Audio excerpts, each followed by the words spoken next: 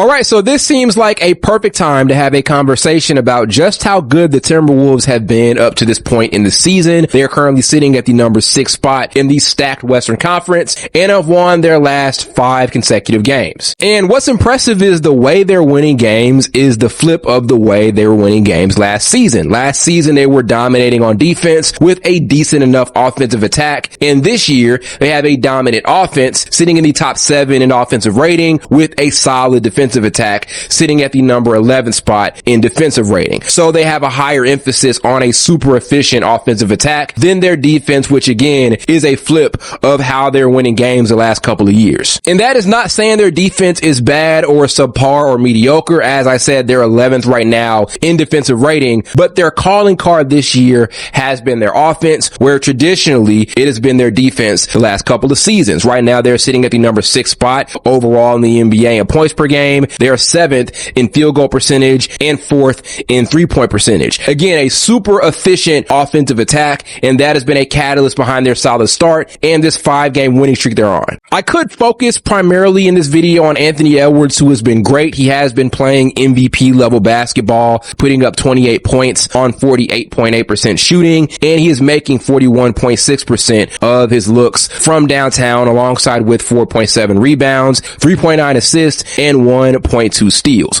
So once again, like last year, he is a solid scorer who is scary efficient from the 3-point line. But I think the biggest X factor right now for Minnesota is without a doubt Jaden McDaniels, who has seen a massive boost from an offensive standpoint. So coming into the season, the Wolves did not make any massive offseason additions. They actually lost more than they gained the offseason, with Nickeil Alexander-Walker heading over to Atlanta. That was a hit on their defense, as he is an amazing point of attack defender, and also a hit on their offense, as he is a solid quick shot getter sometimes in half-court scenarios. So somebody was going to have to step up in a massive way around Anthony Edwards. You also have to factor in the fact that Mike Conley is no longer in his prime and is not the offensive player that he once was. The biggest key for Minnesota in getting over the hump is having solid shot creation next to Anthony Edwards. Now, there is Julius Randle, who I'm going to talk about a bit, but I thought that Jaden McDaniels was always the guy that needed to make the biggest leap with his skill set and his upside and his archetype. And this year, he is finally putting it all together with by far the best season of his NBA career. He is up to 16 points per game, which is up 4 points per game from last season, while making 53% of his shots and 48% of his looks from downtown, which is astronomical. And he's pulling down 4.7 rebounds with 2.5 assists and 1.2 steals.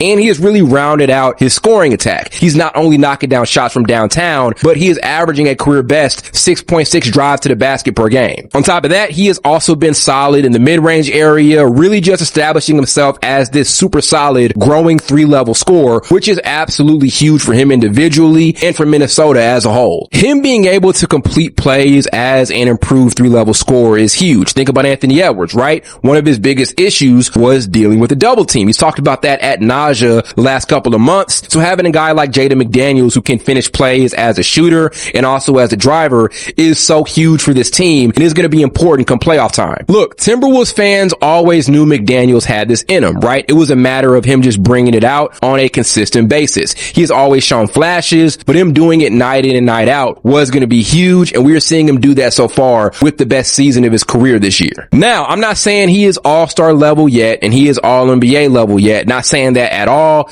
There is still a level he needs to get to that point, but nonetheless, massive improvement. Again, a 4-point jump from last season, and his all-around offensive game, especially as a scorer, has helped to open up this Minnesota offense as a whole and get them to a spot where they're top 10 in the NBA in that category. With McDaniels, we are talking about a potential top 5 two-way player in the NBA. Again, look at his upside and raw skill set and archetype. He has that potential, and this season, he is putting it all together and setting himself up for what could be an all-star level career sometime in the near future down the road. Also, as I said, we have to give a massive shout out to Julius Randle. He has done a great job at being this reliable secondary option on offense next to Anthony Edwards, and also amazing when it comes to using his gravity as a driver to open up the offense and find players either at the rim or on the perimeter as a distributor. He was putting up 6 assists per game this season so far. He's finally finding his footing a bit here in Minnesota. Last year, never really got into an amazing rhythm. He was around 18.7 points, which isn't bad,